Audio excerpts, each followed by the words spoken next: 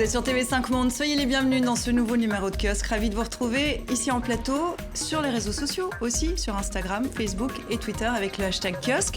Et puis je vous incite à nous suivre, c'est tout nouveau en podcast. Vous cherchez TV5 Monde sur vos plateformes habituelles. Vous trouverez plusieurs émissions en réécoute, donc Kiosque. Rendez-vous donc en podcast.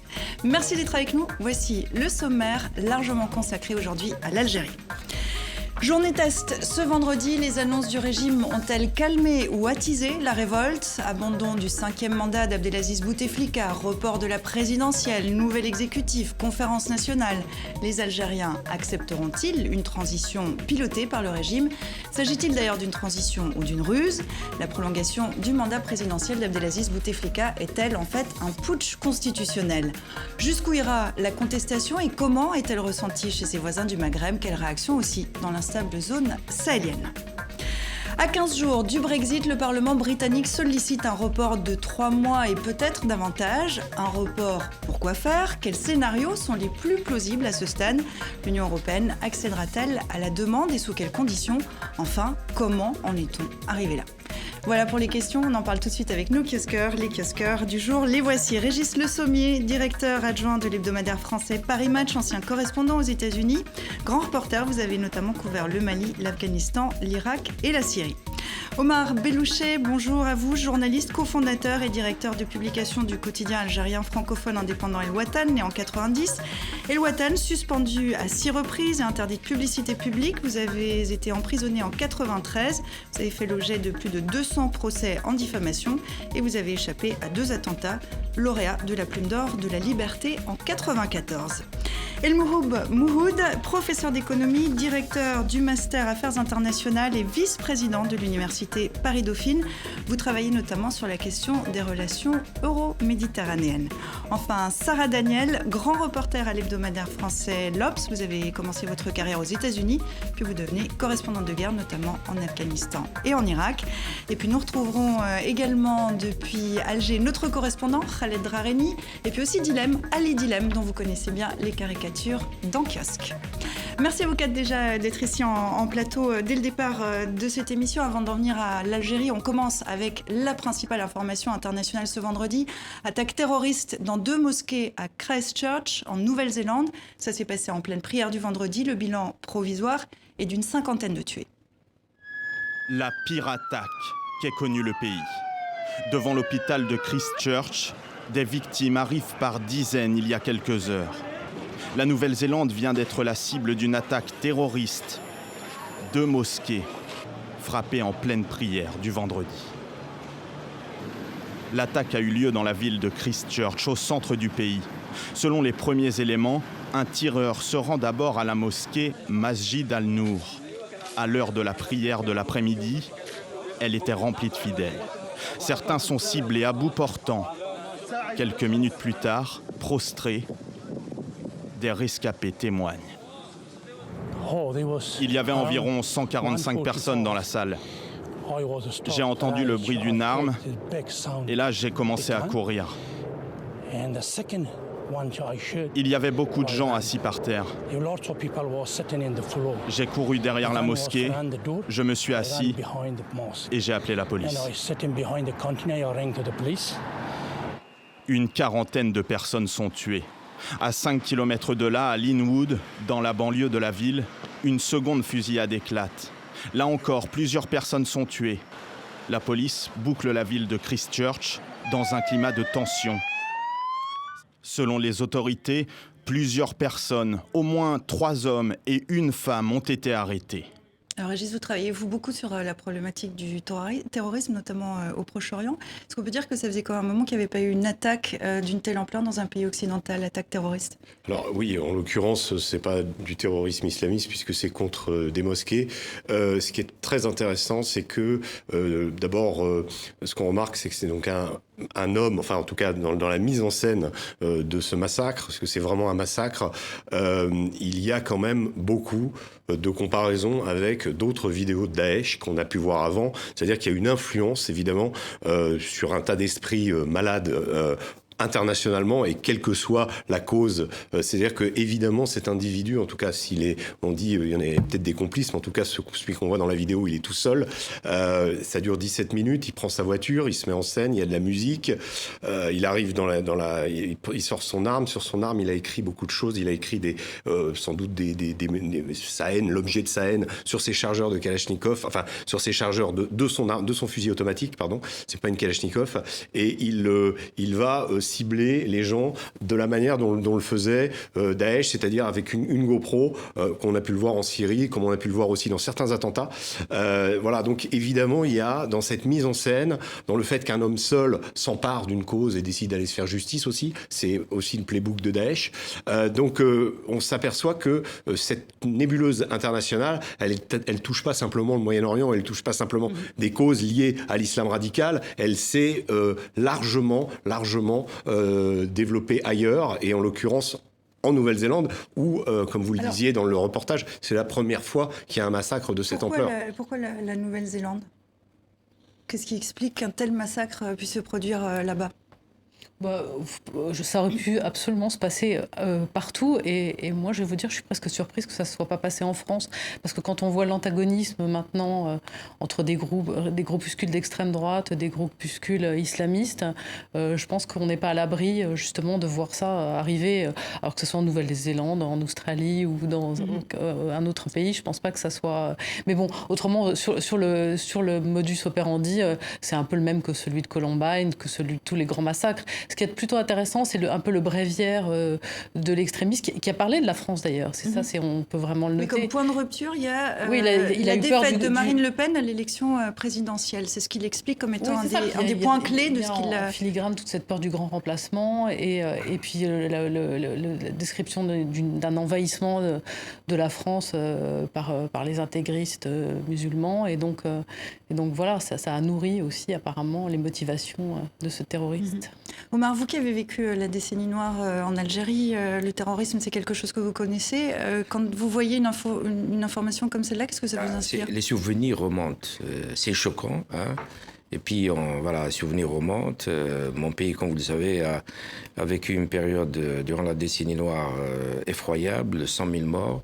100 journalistes, c'est une émission réservée aux journaux, aux journalistes. 100 journalistes ont été assassinés entre 93 et 98. C'est le pays où il y a eu le plus d'assassinats de journalistes en un laps de temps aussi court. Donc une information comme celle-là, ça vous touche oui, absolument. Directement ? Ça remonte, ça fait remonter des souvenirs douloureux et pénibles. Là, on parle de terrorisme d'extrême droite, d'après ce qu'on en sait, parce qu'évidemment tout ça s'est passé il y a quelques heures. Ça veut dire quoi, un terrorisme d'extrême droite ? Moi, je pense que c'est quelqu'un qui... visiblement appartient, comme le décrivait Sarah, à une mouvance particulière avec des revendications particulières. La définition du terrorisme, c'est quand il y a une cause politique. Sinon, c'est un criminel. Voilà. Donc là, en l'occurrence, il y a une cause.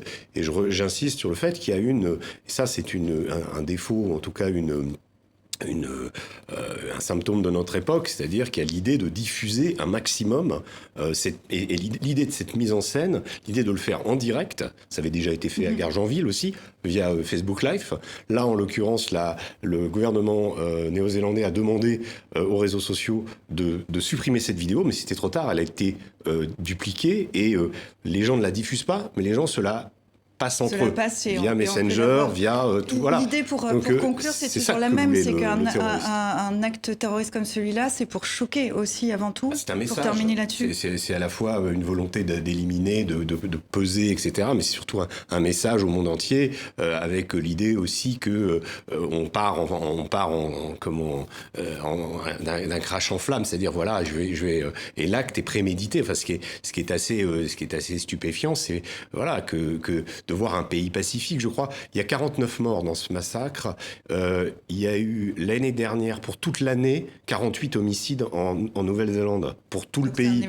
C'est évidemment quelque chose de très choquant. Hallucinant. À l'échelle de la Nouvelle-Zélande, c'est hallucinant. 49 morts, alors on se parle, et un bilan qui est provisoire. Je vous renvoie vers notre grande édition 64 minutes, Le Monde en français, tout à l'heure sur les antennes de TV5 Monde, pour suivre les développements de cette attaque terroriste il y a quelques heures, donc, en Nouvelle-Zélande.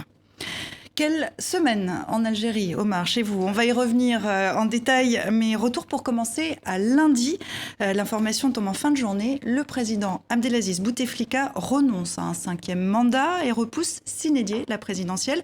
On va se replonger pour commencer dans l'ambiance de ce lundi soir avec les premières réactions entre joie et scepticisme dans les rues d'Alger.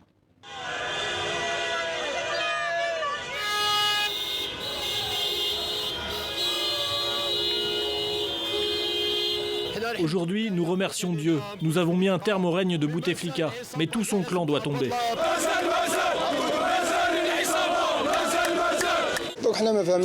On ne comprend pas qui est derrière ces annonces, que Bouteflika se porte candidat ou que Bouteflika se retire. Nous, ce qu'on aimerait, c'est que ces personnes qui sont en train de décider, que tout ce système pourri qui s'est emparé du pays, eh bien que tous ces gens-là s'en aillent. On ne va pas s'arrêter là. Nous allons continuer notre marche vers l'avant. Nous avons encore d'autres étapes à franchir et nous le ferons. Nous ne les laisserons pas utiliser l'argent des Algériens sans rendre des comptes. Nous, on veut du changement. 75% de la population est jeune. On veut changer et voir des jeunes. C'est vrai que nous sommes contre le 5e mandat, mais on ne souhaite pas seulement le départ de Bouteflika ou de Ouyaïa. On aimerait que tout le clan s'en aille. Ça veut dire quoi quand ils annoncent qu'ils ne briquent pas un 5e mandat, mais qu'ils rajoutent 1 an? C'est ce qu'ils voulaient depuis le début, reporter des élections et avoir 1 an de plus.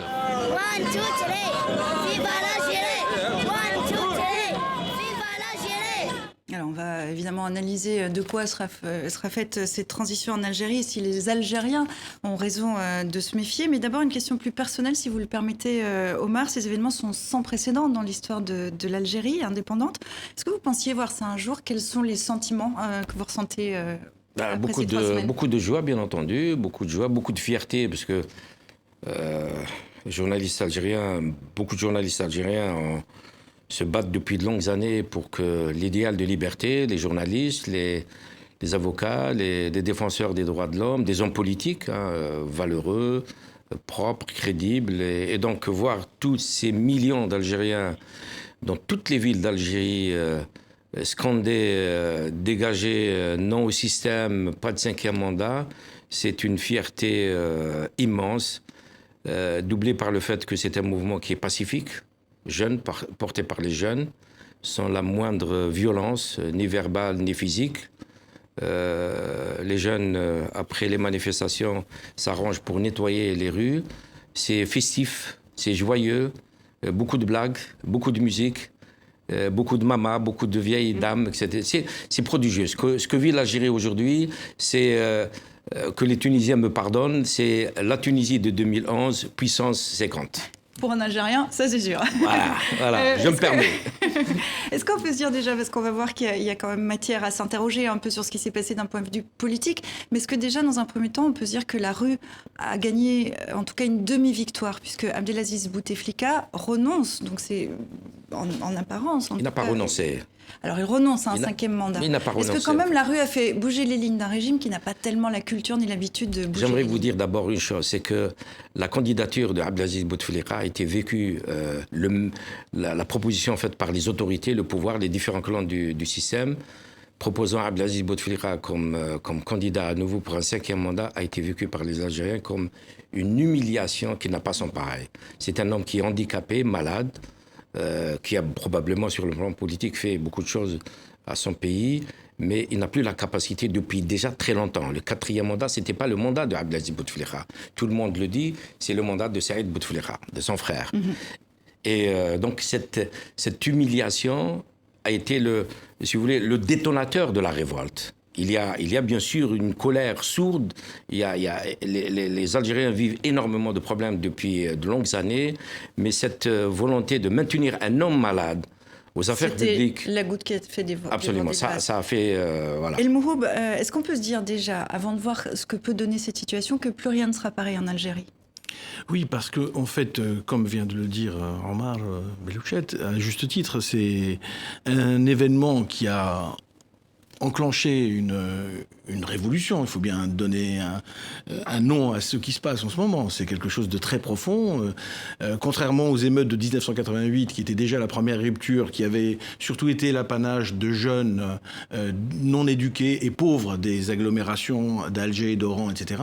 Aujourd'hui, le processus touche les classes moyennes en général, les femmes, etc. Et donc on a un mouvement tout à fait profond. Et effectivement, le peuple algérien qui a manifesté cette maturité politique, l'a manifesté parce que les choses ne viennent pas d'aujourd'hui. Elles sont latentes. Elles sont latentes en particulier parce que les tares du système n'ont fait que s'aggraver, du système économique et social, n'ont fait que s'aggraver au cours du temps. On va y revenir dans un instant, parce que justement, ces causes socio-économiques sont intéressantes pour comprendre ce qui se passe aujourd'hui. Mais la question qu'on se pose en ce vendredi, c'est de savoir si l'abandon de 5e mandat, le report de la présidentielle, l'annonce d'une nouvelle équipe a suffi à démobiliser la rue. Direction Alger, où on retrouve Khaled Drareni. Vous êtes directeur éditorial de Casbah Tribune, correspondant de TV5 Monde en Algérie. Bonjour et merci d'avoir quitté la manifestation qui se déroule en ce moment dans les rues d'Alger pour être avec nous dans Kiosque. Les Algériens donc sont à nouveau dans la rue, 4e vendredi, c'est une journée test pour le régime. Alors est-ce que les annonces de lundi ont attisé ou calmé la révolte ? Tout à fait, beaucoup plus attisé. J'ai participé à toutes les manifestations depuis vendredi dernier. Celle d'aujourd'hui est impressionnante par le nombre de manifestants dans la rue. J'étais à la place Maurice Audin, rue Didouche Mourad, la Grande Poste. La foule est immense. Elle a commencé à 11h du matin, alors que le mot d'ordre était manifestation à partir de 14h. Je vous laisse imaginer les centaines de milliers de personnes, en plus, qui ont rejoint le mouvement de protestation après la prière du vendredi à 14h. Un monde fou aujourd'hui au centre-ville d'Alger. C'est la réponse apportée par le peuple algérien à la conférence de presse d'hier du Premier ministre, mais aussi aux annonces du président Bouteflika du 11 mars dernier. On a beaucoup souligné ces manifestations dans la joie depuis 3 semaines. Est-ce qu'après les annonces de lundi, la joie cédait la place à la colère dans la rue algéroise ?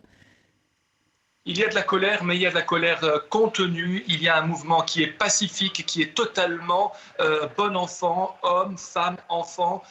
Ici, c'est la réponse qu'on a apportée surtout aux annonces du 11 mars du président Bouteflika et surtout à la conférence de presse hier qui n'a pas convaincu les Algériens, celle du Premier ministre et celle de son vice-premier ministre.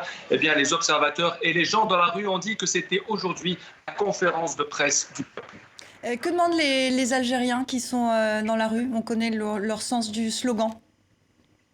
Alors, beaucoup de slogans, quasiment les mêmes que ceux des semaines dernières, avec une particularité, énormément de slogans contre le président français Emmanuel Macron. Sans aucune exagération, il y en a des centaines de slogans contre Macron que la rue algérienne considère comme étant devenu un soutien du régime d'Abdelaziz Bouteflika. De la Grande Poste à la place Maurice Audin, on lit « Macron, occupe-toi de tes affaires »,« Macron, occupe-toi des gilets jaunes », l'Algérie n'est pas française. Donc le président français en prend pour son grade aujourd'hui dans l'Algérie. Alors, une dernière question avec vous. Est-ce qu'on peut dire, vous qui couvrez les manifestations les unes après les autres, qu'aujourd'hui, les Algériens ont pris conscience de leur pouvoir, le pouvoir des sans-pouvoirs, pour paraphraser Václav Havel ?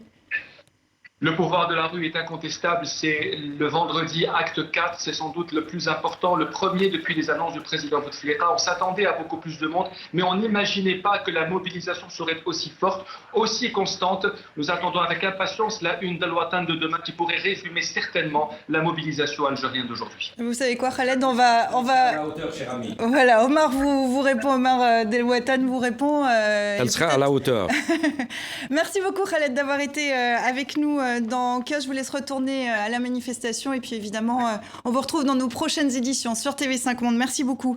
Réaction déjà à ce que vient de dire Khaled, la France qui est visée dans ces manifestations, ça vous surprend, Sarah ? En fait, c'est très difficile. Quelle était la bonne attitude de la France ? On a reproché longtemps au gouvernement de ne pas avoir réagi. Après, dès qu'il ne pouvait pas avoir une bonne attitude, de toute façon, c'était soit complicité, soit intrusion dans les affaires algériennes. Moi, je pense qu'il n'y avait pas de bonne... C'est un dossier casse-gueule, je crois. Pour la France. Pour la France, ça reste peut-être le dossier majeur, parce que jusqu'à présent, il y a eu les printemps arabes et tout un tas de soulèvements au Moyen-Orient qu'on regardait, dans lesquels on était impliqués, notre diplomatie était impliquée, et même militairement aussi en Irak et en Syrie. Mais là, c'est directement à côté de chez nous, c'est directement en écho permanent d'un côté et de l'autre de la Méditerranée. Donc la stabilité de l'Algérie, je pense que est quelque chose d'absolument essentiel pour la France. En effet, par le cas algérien, qui est d'ailleurs un repoussoir, je pense qu'il est quand même dans la tête aussi des Algériens, de tout le monde. La France s'est beaucoup impliquée avec les succès très mitigés qu'on sait. Et donc, il y a aussi cet épouvantail-là. Et Mouroub, la France joue un rôle dans ce qui se passe depuis 3 semaines en Algérie ? Écoutez, on peut aller plus profondément dans le sujet, parce que il me semble que ça n'est pas neutre non plus. Parce que nous eussions préféré une non-intervention qu'une intervention qui donne un signal de quitus à cette période de transition, qui n'est rien d'autre que, d'une certaine manière, un putsch anticipé, car la Constitution ne laisse aucune place.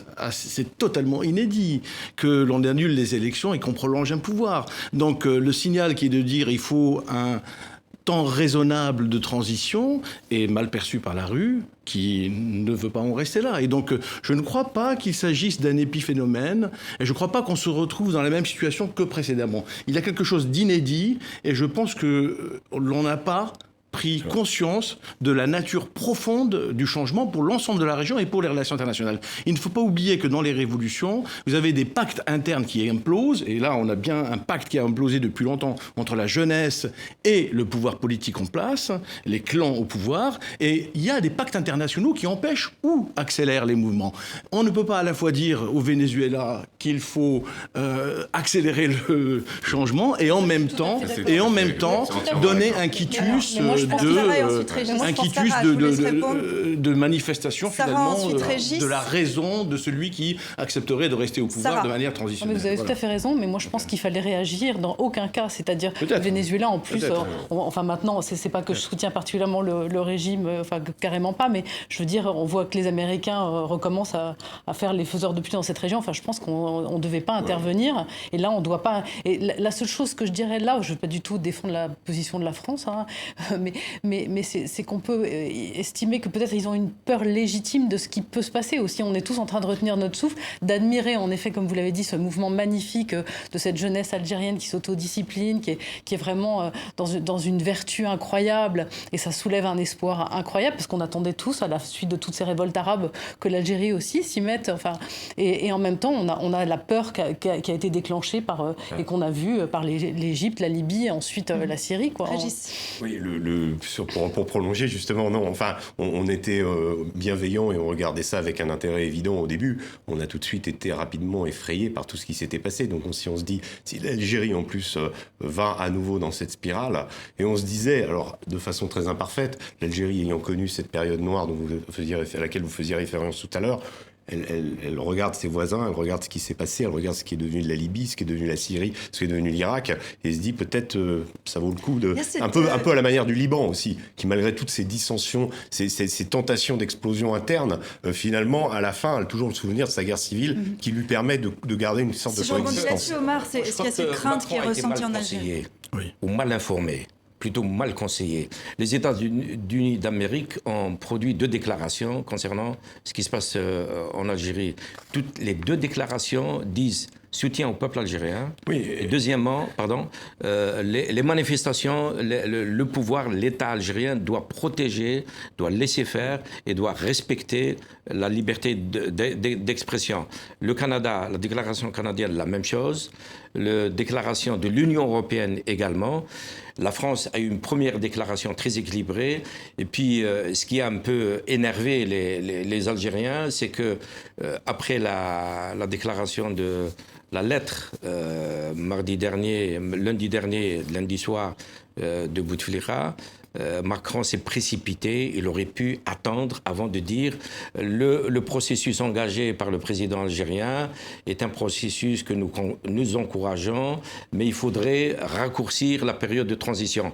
Les Algériens ne veulent pas de ce processus. Et aujourd'hui, la rue l'a démontré. C'est un processus faux, biaisé, c'est un faux processus. Et je crois que Macron aurait pu attendre simplement 24 heures avant de faire une déclaration pareille. Elle a été très mal comprise. On va y revenir dans un instant à cette transition. Je vous propose qu'on retourne à Alger où nous attend Ali Dilem. Je suis ravie de vous accueillir ici chez vous, en quelque sorte, Ali, puisque on clôt toujours Kiosque cette émission avec vos dessins.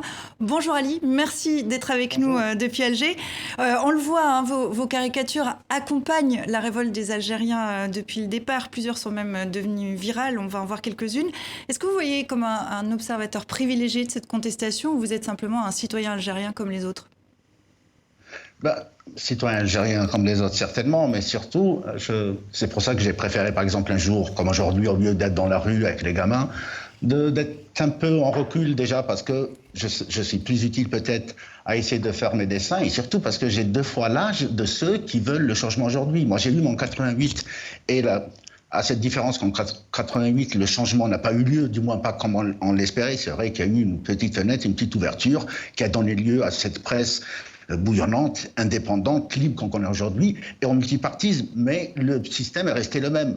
Maintenant, c'est à cette jeunesse-là de pousser un petit peu dans la continuité de 88 jusqu'à se débarrasser complètement et définitivement de ce pouvoir.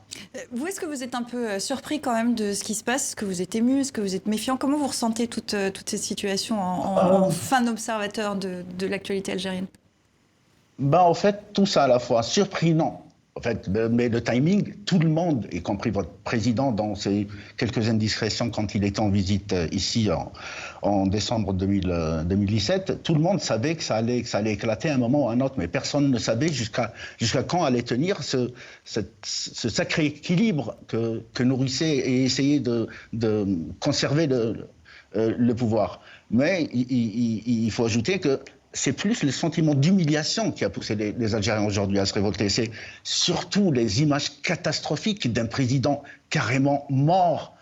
On parlait plus d'un président malade ou moribond. Les dernières images qui faisaient de la peine aux Algériens, c'est-à-dire y compris ceux qui sont aujourd'hui dans la rue, ont un peu, comme on est un peuple traversé par beaucoup d'affects, ça nous fait de la peine de voir un président comme ça dans une incapacité totale de faire quoi que ce soit, ni de parler, encore moins de diriger un pays aussi complexe, aussi divers, aussi compliqué que l'Algérie. Le voir, les images qui font le tour du monde, les railleries de tous les pays, nos voisins, les blagues, et rien ne bougeait. Rien ne bougeait. Ça n'a pas été le cas durant le printemps arabe. L'Algérie, c'est vrai que ça a commencé un petit peu à bouger, mais on a vu que on sortait juste, ça faisait que 10 années qu'on sortait des fameux massacres des islamistes ici en Algérie, et on n'était pas prêt à prendre le risque de voir le pays déstabilisé. Mais aujourd'hui, advienne que pourra, l'Algérie ne peut plus continuer avec ce système, ne peut plus continuer avec ce président, ne peut plus continuer avec sa clique, parce qu'il n'y a pas que le président, il y a toute la coterie qui est autour, il y a les puissances d'argent, il y a toutes ces images-là ont poussé les Algériens à dire basta. Les Algériens bougent. Il faut saluer la finesse de l'humour et des slogans dans les manifestations. Est-ce que vous diriez-vous que les Algériens ont retrouvé leur voix ? En fait, ils l'ont toujours gardé. Moi qui suis un petit peu ce côté un peu léger, décalé, second degré des Algériens, il est toujours eu. Aujourd'hui, il s'exprime un petit peu dans la rue, mais la liberté d'expression a toujours existé en Algérie. On est dans un pays arabe, africain, tiers-mondiste, musulman, tout ce que vous voulez, mais il y a une liberté, mais quasi complète dans les médias, dans la rue. C'est-à-dire, l'Algérie est peut-être le seul pays arabe où quelqu'un peut sortir dans la rue et dire Bouteflika est un âne. Il n'y a aucun flic, ils vont peut-être même être d'accord avec lui, il n'y a aucun flic qui va venir l'embêter. L'expression est aujourd'hui un peu plus visible parce que les Algériens sont dans la rue et qu'il y a beaucoup de caméras autour, il y a beaucoup d'intérêt autour, il y a toute la caméra du monde, il y a Internet qui relaie à l'instant tout ce qu'ils disent, mais ils ont toujours été comme ça. Merci Ali, merci beaucoup d'avoir été avec nous depuis Alger. On retrouve comme toujours vos dessins avec grand plaisir en fin d'émission. Je vous dis à très bientôt. Merci beaucoup. On va revenir sur un point que soulevait Dilem, puisqu'il faisait référence aux raisons en fait de cette révolte. L'année dernière, vous rédigez un rapport pour la Banque mondiale, et ce scénario qui est en train d'arriver, vous l'aviez vu venir, expliquez-nous. Oui, alors je ne suis pas le seul, hein. Franchement, ça a été dit, les signaux étaient là. En réalité, ce qui s'est passé, c'est que, si vous permettez un tout petit peu d'histoire rapide, c'est que le système politique, le système économique algérien, c'est un système enfermé autour de 3 secteurs clés. Le secteur des hydrocarbures, qui représente à peu près 30% du PIB, 35% même des richesses. Ce secteur génère de l'argent qui vient de l'extérieur et qui alimente un secteur d'importation, qui est le deuxième secteur, qui représente 30% du PIB. C'est énorme, du PIB, hein. Et puis on a ce deuxième secteur des importations lui-même déverse sur un troisième secteur qui est la construction, l'immobilier, les biens non échangeables. Et l'industrie manufacturière a disparu. C'est-à-dire qu'à reculer. On était à 15% du PIB dans les années 80, en 1996, 10% du PIB, et aujourd'hui, on est à 4% du PIB. L'industrie manufacturière ne représente plus que 4% du PIB. Et on a quelque chose qui est de l'ordre de 10% de l'emploi formel, privé, dans l'emploi total. Donc on a la conséquence de cette économie hyper polarisée et qui s'est aggravée avec le boom pétrolier des années 2000. La conséquence, c'est que finalement, la jeunesse, et c'est pas l'apanage de l'Algérie, les pays de la région fonctionnent à peu près tous de la même manière, est très peu incluse dans le marché du travail. Le taux de participation au marché du travail est de 40%, l'un des plus bas du monde. Et le taux de participation très bas s'explique par le fait que les femmes aussi participent très peu, alors qu'elles sont surreprésentées parmi les diplômés. Donc on va avoir toute une série de symptômes, si vous voulez, de mots, MEAUX, qui sont communs à l'ensemble des économies, de ces économies. Mais je dirais que ce qui a implosé ici, c'est le fait qu'en 2015, il y avait une fenêtre d'ouverture vers les réformes qui a été ratée totalement, puisque le retour de Ouihia en 2017 a sonné la procrastination devant les réformes et finalement la préférence au court terme, c'est-à-dire à la création d'un financement non conventionnel, comme on l'appelle de manière euphémistique en Algérie, c'est-à-dire de la création monétaire pour arriver jusqu'à aujourd'hui, c'est-à-dire des efforts. Donc on pouvait anticiper Omar, vous, comme journaliste, très facilement la rupture. Comme journaliste, ce qui se passe aujourd'hui, est-ce que vous l'avez anticipé? Ou est-ce que ça vous a surpris aussi? Une telle fulgurance, c'était inattendu. Calme, sereine, avec une telle maturité, aucun expert n'a prédit une telle révolte, probablement une révolution si ça aboutit. Mais partir de notre travail, les Algériens, que ce soit par secteur, dans les quartiers, dans les usines, les jeunes, etc., il y a continuellement un bouillonnement, des grèves, des marches. Le corps ne s'est jamais arrêté de crier, de Alors taper. Vous le dites, si ça aboutit, qu'est-ce qui va se passer maintenant? Est-ce que les Algériens qui sont dans la rue vont accepter cette transition pilotée par le régime?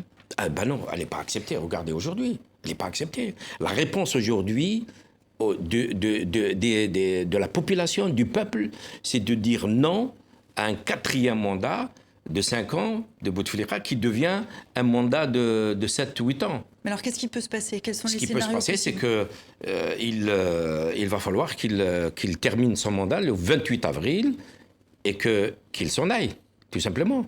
Ça vous paraît possible, Régis? Moi, je ne sais pas. Je m'interroge quand même toujours dans ces périodes de liesse, puisque dans les événements récents, dans d'autres pays, même si je suis pas un fanatique des comparaisons, mais je pense par exemple à l'Iran, qui a plusieurs fois connu aussi d'abord des révoltes pauvres qui n'ont pas abouti, et puis ensuite des révoltes plus portées par les élites, etc., qui n'ont toujours pas abouti non plus. On sent quand même que là, il y a vraiment un mouvement massif, joyeux, festif, qui englobe toute la population, comme vous dites, enfin en tout cas beaucoup de représentants de toutes les couches, de tous les âges, etc.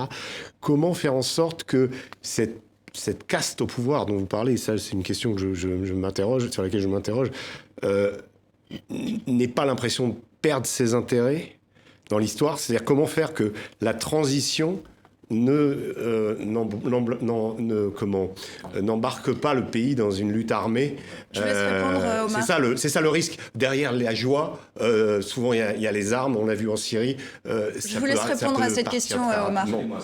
Là, vous posez entre les lignes le rôle de l'armée. Est-ce que l'armée va réprimer ce mouvement? populaire, démocratique. Alors, par rapport à l'Iran, les mots d'ordre en Algérie sont très clairs. Liberté, droits de l'homme, transparence, rendez l'argent. Nous ne voulons pas ce régime. Il n'y a pas de mot d'ordre religieux. C'est pratiquement les mêmes qu'en Iran au moment de la révolte verte. Si vous voulez, c'était ça aussi. En 79 Non, c'est... il y a 3-4 ans. Non, on parle de beaucoup plus tard. Il y a 3-4 ans. Et les passedarans, c'est-à-dire les gardiens, sont sortis, etc. Est-ce que l'armée algérienne va intervenir ? Le comportement de l'armée algérienne, ces 10 jours, ces 20 jours, a été le suivant. Dans un premier temps, à la suite de la première marche, faites attention. Est-ce que vous n'êtes pas des égarés ? Il y a le spectre de la Syrie, de la guerre civile, de ce qui s'est passé, etc., etc. La population a répondu, nous ne sommes pas la Syrie, nous voulons la modernité. Deuxième semaine, un autre communiqué en calmant le jeu, totalement. Il y a 4 jours, un communiqué du ministère de la Défense qui dit ceci: nous sommes avec le peuple. On va l'écouter. Je vous propose qu'on écoute le général Ahmed Gaïd Salah. C'était dimanche en effet. Et par rapport à la semaine précédente, si vous vous souvenez de ce qu'on avait montré dans Kiosque, vous verrez que le ton a bien changé. L'armée nationale du peuple, digne successeur de l'armée de libération nationale, s'honore d'appartenir à ce peuple noble et authentique et se flatte de partager avec lui les mêmes valeurs et les mêmes principes. Toutes les composantes nationales d'affection, de solidarité et de connivence et toutes les composantes d'une vision commune de l'avenir de l'Algérie unissent l'armée et le peuple algérien. Omar, pourquoi ce changement de ton et qu'est-ce qui se joue au sommet de l'État ? Ma chère amie, c'est des millions qui sont dans les rues, donc pas uniquement à Alger. Donc pas le choix. On n'a jamais vu depuis l'indépendance du pays, tout le pays, toutes les régions se soulever en même temps. Je vois très mal l'armée algérienne réagir brutalement face à ce mouvement. Ce que je voulais vous dire, c'est pour moi qui ai suivi donc toutes ces révoltes, ces printemps arabes, on a envie de faire un beau rêve finalement et de se dire que peut-être le timing en Algérie va jouer de manière positive. C'est-à-dire finalement les partis islamistes qui ont pris la donne à peu près dans tous les autres pays, Ennahda en Tunisie, ensuite en Égypte, etc. Ils ont été discrédités en Algérie. Le FIS a été démantelé et puis là on voit bien que soit ils ont rejoint d'une certaine manière les gouvernements, soit ils sont discrédités. Et donc peut-être que là justement ça va être la première grande révolte et révolution qui va pouvoir aller jusqu'au bout de sa révolte, toute sa révolution. On a envie d'y croire et surtout en effet après les témoignages de l'armée là, s'il y avait un syndrome un petit peu finalement à la tunisienne, c'est-à-dire où l'armée s'autorégule et n'intervient pas, ça serait vraiment merveilleux. Vous êtes intéressé aux causes en profondeur, vous y croyez à ce scénario qu'évoque Sarah ? Oui, alors la situation a changé. C'est pour ça que le regard international est important, parce que ce mouvement qui est très très profond fait sortir l'équation dans laquelle vous vous êtes un petit peu mis sans le vouloir, peut-être, qui est le chaos ou la stabilité. C'est-à-dire la stabilité, entendez bien, la stabilité de ce régime économique et politique et aussi, il faut bien le reconnaître, clanique. Et donc, ce que ont démontré les Algériens aujourd'hui, c'est que cette équation ne marche plus. En d'autres termes, il y a 2 capitaux de la part du pouvoir qui se sont érodés. Le capital révolution, indépendance, ça marche plus chez les jeunes. Et le deuxième capital, c'est le capital sécurité que, à juste titre, le gouvernement et la loi de concorde nationale a ramené, c'est-à-dire la paix qui est revenue à la fin des années 90. Et ce capital sécurité a été le facteur de la volonté de maintenir la stabilité. Et je crois que c'est pour ça que les pouvoirs en place n'ont pas vu ce qui allait arriver, parce qu'ils croyaient trop en la capacité de ce capital sécurité à assurer la peur et donc la non-mobilisation. Je crois qu'il faut sortir de cette équation et c'est la raison pour laquelle, du point de vue international, il ne faut pas retomber dans le piège. Et la preuve de ce que vous dites, d'ailleurs, n'est-ce pas le fait que les milieux d'affaires ont commencé à se dissocier du pouvoir ? Si je puis dire quelque chose là-dessus, parce que c'est très important. Si vous voulez, quand vous regardez la manière dont se structure cette économie, vous avez 2 types d'entreprises. Vous avez des entreprises, c'est pas propre à l'Algérie. L'Égypte fonctionne exactement comme ça. Et la Tunisie fonctionnait comme ça.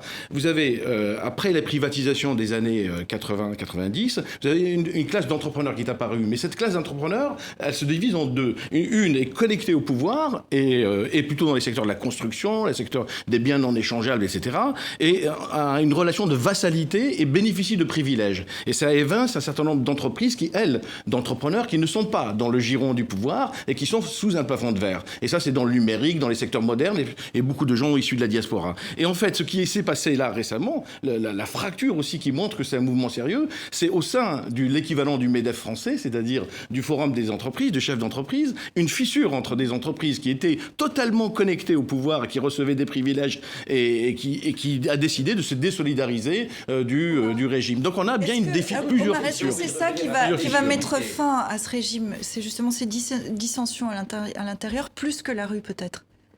Les dissensions au régime. Les dissensions, oui. on voit que le patronat s'est distancié, etc. Oui, c'est frites. Voilà. Le régime, c'est frites. Il perd ses supports. Est-ce que ça peut mettre fin à ce régime ou est-ce que ce régime est suffisamment solide et gagne suffisamment à exister pour continuer? Ce qui va mettre fin au régime, c'est la mobilisation citoyenne, c'est les millions. À la suite de cette mobilisation, le FCE, vous l'avez bien dit, c'est complètement disloqué.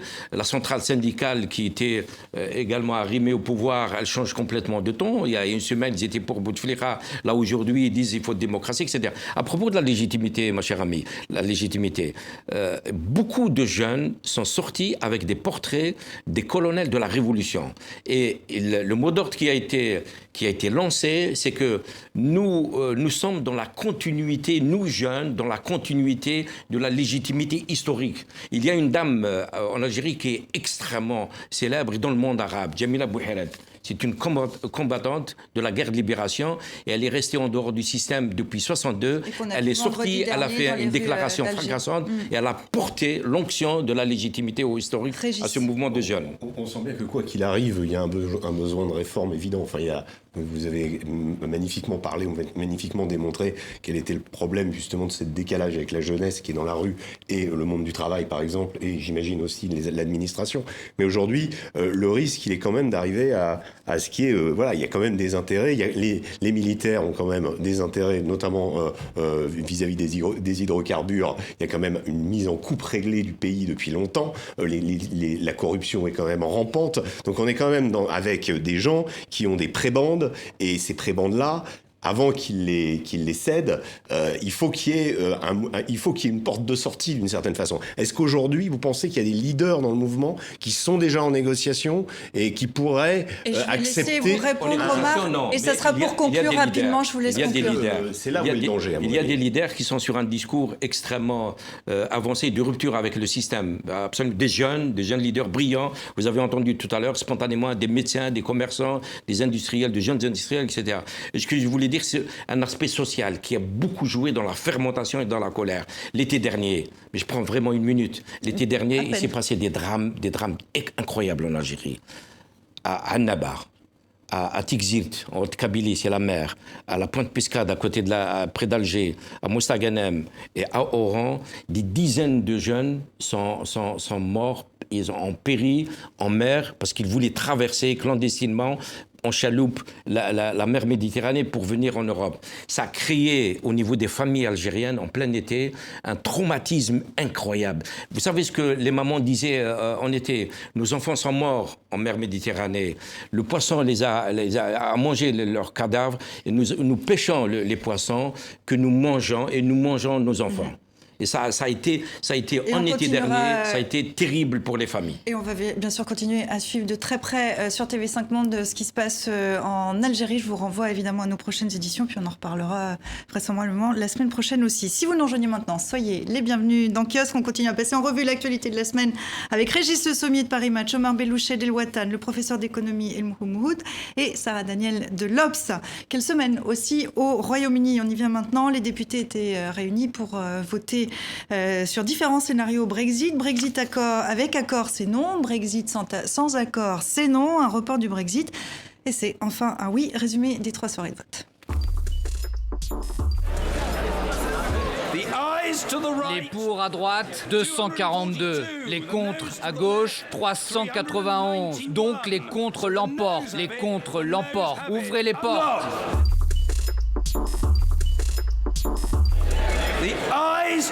Les pour à droite, 312. Les contre à gauche, 308. Donc les pour l'emportent. Les pour l'emportent. Ouvrez les portes.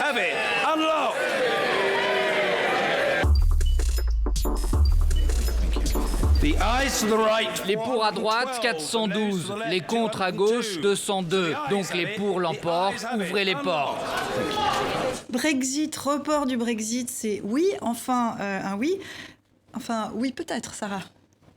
Ah ben, là, il va y avoir un report du Brexit, oui, mais enfin bon, au-delà de ça, au-delà de cette mascarade incroyable que nous donne en spectacle là, l'Angleterre, c'est oui, on a l'impression que les partis sont en train d'imploser, que en fait, c'est un peu la sanction des fake news qui ont conduit à ce Brexit, toutes ces manipulations et là, on voit que ça a été très idéologisé et qu'on n'a pas pensé ni à la suite, ni aux conditions, ni et voilà. On se demande comment ça va se traduire. On est à 15 jours du Brexit, de cette date du 29 mars. Donc pour résumer, ce qui va se passer avec ce report, c'est que si les députés, d'ici à mercredi soir, acceptent cet accord qu'ils ont refusé par 2 fois, une fois en janvier, une fois à mardi de cette semaine, il y aura une demande de report de 3 mois. Si ce n'est pas le cas, il y aura une demande de report d'1 an. Mais pourquoi faire ? Et après, c'est le Brexit dur. C'est-à-dire, voilà, on coupe. Alors, ou demande au sommet de l'Union européenne la semaine prochaine. Personne n'en veut. Mais quand même, enfin, il y a quand même une histoire. Moi, c'est le personnage de Theresa May qui me fascine dans cette histoire. Il y avait un dessin de Plantu, je crois que c'était dans Le Monde, où on la voyait sur un bateau, vous savez, un bateau de pirates avec une planche, et puis on voyait Theresa May avec un sabre et Theresa May qui devait sauter. Donc elle était à la fois celle qui faisait imploser elle-même le truc. Et oui, elle supporte quand même sur ses épaules le poids d'un truc historique pour l'Angleterre, et je trouve qu'elle est assez admirable. Alors après, qu'est-ce que ça va donner ? Il fallait bien un capitaine dans l'histoire, et elle a prouvé qu'elle l'était. Bon, après, si elle arrive à se faire, je dis pas du tout que ça soit gagné ni quoi que ce soit, on retiendra dans l'histoire que bon, bah voilà, elle est arrivée comme une sorte de recours à un moment où le pays est effectivement dans un. Alors qu'elle-même n'était pas tellement favorable. Non, c'est ça qui est C'est amusant. des leaders. Prenez Churchill avant qu'il commette son acte historique, c'est un personnage complètement loufoque, quoi. Omar, donc voilà. Ça intéresse le Brexit au Maghreb ? Je viens du sud de l'Europe, pays du Maghreb. J'ai envie de dire ceci. Quand il y a eu la chute du mur de Berlin, l'Europe a massivement investi, et massivement, notamment l'Allemagne et d'autres pays également, à reconstruire l'Europe de l'Est. Et nous attendons, les intellectuels maghrébins sont très sévères avec l'Union européenne. La Tunisie, on a promis énormément d'argent à la Tunisie après la révolution de 2011. Il y a une promesse de centaines de millions, ils ont eu à peine 80 millions, etc. L'Europe, notamment les pays du sud de l'Europe, ont été, par rapport à la région, par rapport à nos pays, par rapport au Maghreb, ont été défaillants. Donc voilà. Ce Brexit, il est vu avec un peu d'ironie, ça fait doucement rigoler ou pas concernant le Brexit, ça fait un peu rigoler depuis c'est la rive sud de notre préoccupation par rapport aux Européens, c'est d'avoir un échange de technologie, c'est d'avoir de la compréhension, donc ça n'est bon pour personne. Du co-développement, etc. C'est très mauvais pour l'Europe, c'est évident, je ne parle pas. Mais moi, j'ai toujours dans l'idée que je ne sais pas pourquoi ces diables d'anglais arriveront toujours à s'en sortir. Je ne sais pas, historiquement, ils n'ont jamais fait comme nous.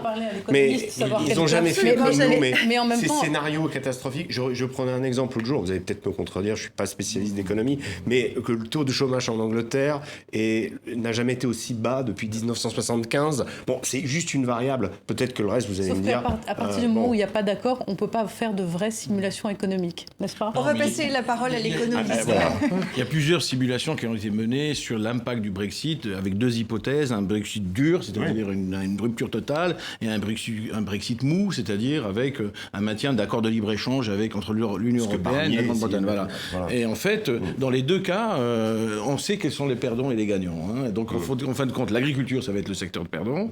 Et dans l'agriculture, vous allez avoir un perdant clé, et c'est ça qui rend complexe l'équation aussi du côté britannique, c'est l'Irlande. L'Irlande va s'en prendre plein de figures, je veux dire, mais plein de la figure. Parce que ces échanges sont extrêmement liés à la Grande-Bretagne. Et si, comme l'Irlande restera dans l'Union européenne, les barrières tarifaires qui vont être à l'encontre de l'Irlande, et c'est ça qui fait que ça a un effet domino sur l'Empire britannique. Entre l'Irlande du Nord et l'Irlande du Sud. En même temps, Sarah. Et puis ensuite, le deuxième aspect qui est extrêmement important, je pense que c'est pas juste des fake news qui ont fait que... non, ce que je veux dire, c'est que une comparaison avec ce qui s'est passé aux États-Unis était très intéressante, parce que au fond, qu'est-ce qui a provoqué le Brexit? C'est une classe moyenne qui a perdu dans la mondialisation. Hein. On a maintenant des chiffres très précis sur les perdants et les gagnants de la mondialisation, et ils ont pensé que l'immigration, en particulier pas l'immigration du Maghreb, ni d'ailleurs, mais l'immigration de l'Est, de Pologne, etc., était un problème pour eux, et donc ils ont voté pour la rupture. Mais il faut croire il faut bien signaler que la Grande-Bretagne n'était ni dans Schengen, ni dans la zone euro. Il y avait tout un tas de raisons, il y avait l'obsession notamment migratoire. Enfin, c'est tout à fait. Non, mais ce que je veux dire, c'est que... Mais moi, ce que j'ai trouvé juste fascinant, en deux mots, c'est quand même la 5e puissance économique du monde, et cette impréparation, le fait que maintenant on fasse des simulations, il y a des camions, que des gens fassent des stocks de nourriture, enfin, c'est quand même incroyable. Alors, justement là-dessus, une question bien précise, parce qu'on nous dit qu'il y a des simulations qui sont faites, qu'il y a des préparations qui sont faites, notamment au niveau européen. Ça consiste en quoi? En quoi on se prépare à un Brexit et comment? Non, on évalue l'impact de la sortie. Hein. C'est ça que je veux dire quand il y a des simulations qui sont faites. Ensuite, sur ce qui vient d'être dit à propos de la contradiction dans laquelle est prise la Grande-Bretagne, c'est qu'au fond, le mouvement populiste qui était en faveur du Brexit a été pris au sérieux très loin, dans les frontières des partis politiques, jusqu'au Labour Party. Et donc, le paradoxe dans lequel il se retrouve, c'est que précisément les pertes annoncées pour la Grande-Bretagne en termes de relocalisation des activités vers l'Europe, qui commencent déjà dans mon domaine, les chercheurs qui bénéficiaient beaucoup de projets européens sont en train de créer des officines en Belgique et ailleurs pour pouvoir continuer à bénéficier. Donc il y a des effets très négatifs sur non pas sur les partis qui ont les segments de la population qui ont été pour le Brexit, mais ceux qui étaient contre. Et donc on se retrouve dans une situation qui est finalement une crise du système de représentation démocratique. C'est un bon exemple. C'est ça qui est extrêmement fort. C'est un bon exemple. Le Brexit à l'heure actuelle, on va terminer là-dessus. C'est un bon exemple de tout ce qu'il ne faut pas faire. Le Brexit est symptomatique d'un problème européen à la base, c'est-à-dire d'une absence de construction. Or, peut-être que l'Europe est perçue comme une menace pour certaines couches de la population qui, quand ils sont décidés à voter, finalement votent contre. Une partie des mouvements populistes aussi en Europe sont liés aux questions migratoires, mais sont liés aussi à l'absence de promesses, de transformation, de rêves européens. Tout simplement, l'Europe est devenue, une espèce de structure tentaculaire et qui n'est pas perçue comme quelque chose de bénéfique. C'est ça le problème. Pour conclure, il faut rappeler la paupérisation incroyable de l'Angleterre et qui n'ont pas retrouvé leur salaire d'avant 2008. C'est vrai. C'est quand même. Il suffit d'aller vous faire soigner. Je conclurai pour l'Europe. Ce que cache le taux de chômage très bas. Alors Régis, d'un mot, parce que je vous ai demandé de conclure. Pour l'Europe, c'est qu'on dit d'un mot, à part nous dire, oui, ça nous a évité d'être en guerre avec l'Allemagne depuis 70 ans, ce qui est vrai. Mais bon, à part ça, so what? Est-ce qu'on est plus proche des Allemands aujourd'hui qu'on l'était il y a 50 ans? Je suis pas sûr. Et cette construction européenne, elle est complètement en panne, hormis le carcan économique et financier. Et on s'aperçoit en plus que l'Europe est incapable de se défendre contre les Chinois, par exemple. On a vu des accords qui ont été faits. Il n'y a même pas de protectionnisme. Au moins, les Américains, peut-être qu'ils sont un peu excessifs là-dessus, mais ils protègent leur marché. L'Europe que vous venez, s'il vous plaît, c'est terminé. L'Europe que vous venez de rhabiller pour l'hiver, je rappelle donc la semaine prochaine, jeudi, vendredi, il y a un sommet européen et que donc les Européens seront confrontés à cette question du report du Brexit. Nous verrons bien sous quelle forme. On passe, comme promis, à la semaine de dilemme en dessin. Qu'est-ce qu'il a retenu de l'actualité? C'est sans grande surprise. Il est revenu sur cette question du Brexit. Les députés britanniques ont donc voté pour le report du Brexit. Ils viennent de nous faire une Bouteflika, constate ce londonien. C'est quoi une Bouteflika? Eh bien, regardez le prochain dessin. Abdelaziz Bouteflika renonce à un 5e mandat de 5 ans. À la place, je ferai un 4e mandat de 10 ans, explique l'impotent président algérien. Abdelaziz Bouteflika veut donc prolonger son 4e mandat. Alerte, il tente de s'échapper, s'affole cet Algérien, voyant le président avancer son fauteuil roulant sur un tapis rouge en forme de 4, comme 4 mandats. Et puis, tout à fait autre chose, on en parlait en ouverture de kiosque, massacre à l'autre bout du monde. C'est où la Nouvelle-Zélande, demande cet enfant à son père, qui lui répond, c'est la tache rouge à l'extrême droite de la carte. Et enfin, Guilhem imagine cette séquence avec la fin de la panne électrique géante au Venezuela. Zut, il est toujours là, déplore ce Vénézuélien en rallumant la lumière et en découvrant dans la pièce le président contesté, Nicolas Maduro, toujours là.